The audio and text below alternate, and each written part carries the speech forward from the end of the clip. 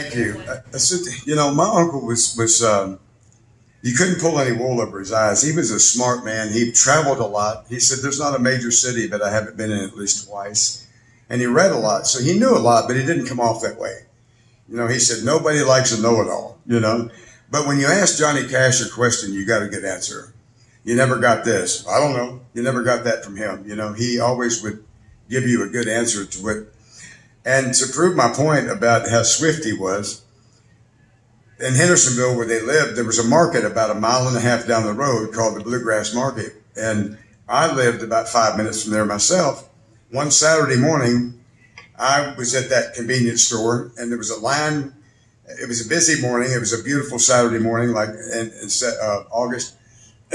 And I was standing in line. I had a 12-pack of beer in my hand. I'm going to get a pack of cigarettes and some beer and get my gas, right? And I hear all this commotion going on.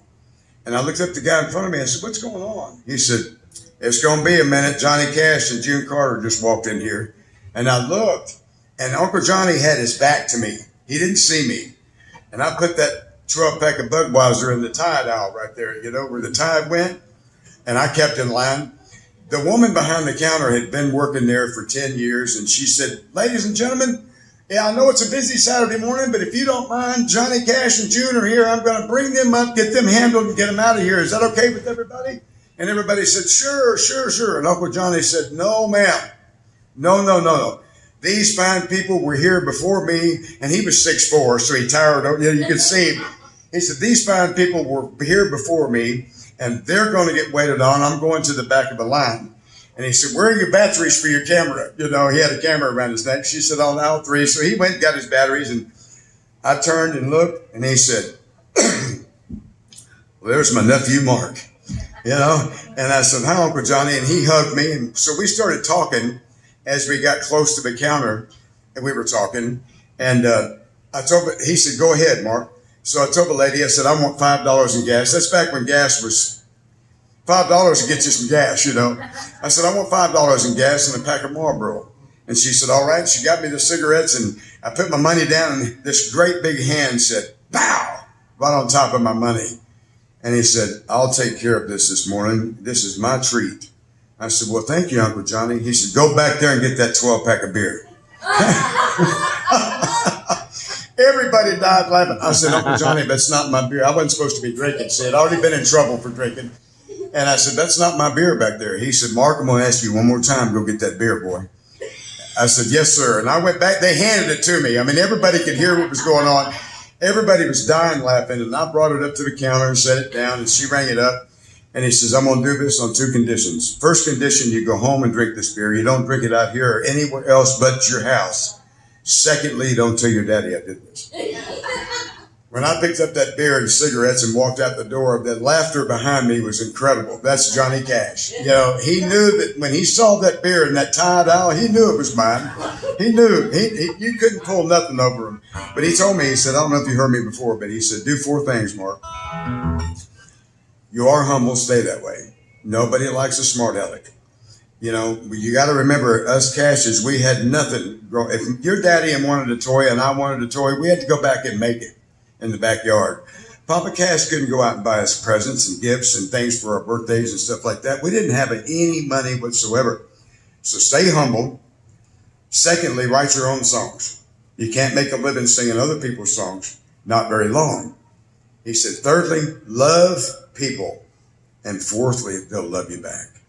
And so that, I've tried to do those 4 things in my life, and you know what? It's worked out.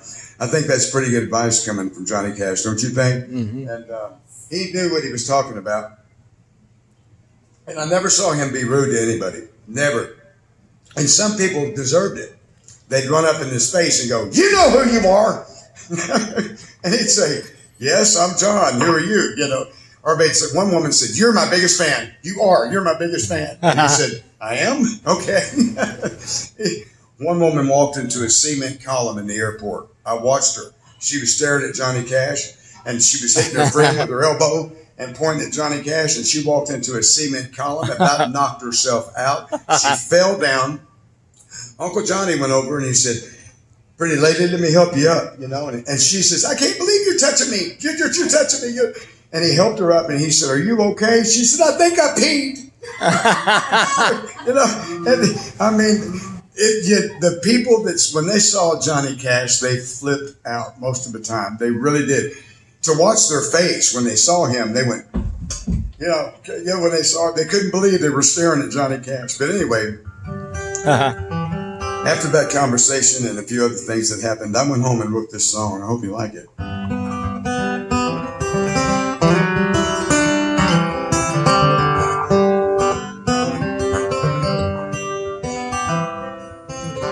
The house was filled with friends and family.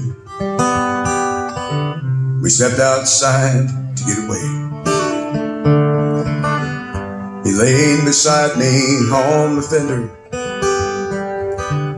a Mama Cash's Chevrolet.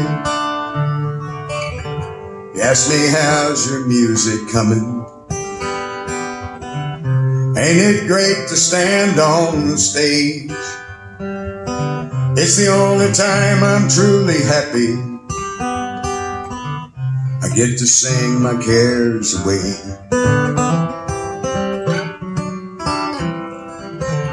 I said, "Sometimes I think folks like me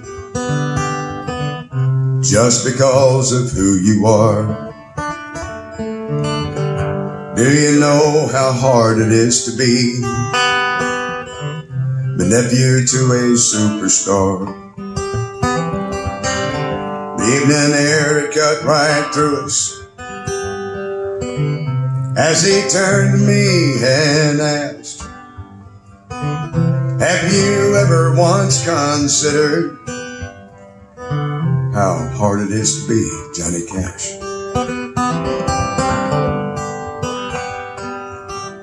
To millions, he's a superstar, a legend among men, a man in black for all the world to see. I'm glad I had the chance to call him my friend, more than any superstar could be. He was Uncle Johnny to me.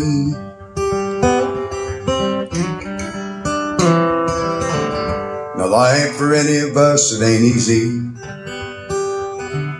and it don't matter who we are. And I've been just as proud to know that man if he'd never been a star.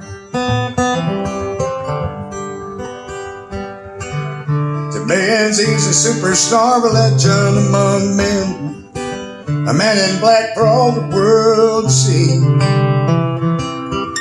I'm glad I had the chance to call him my friend, more than any superstar could be. He was Uncle Johnny to me. Oh, we miss you so much. Yeah. Thank you so much, guys. I appreciate that. More than you know. I appreciate that.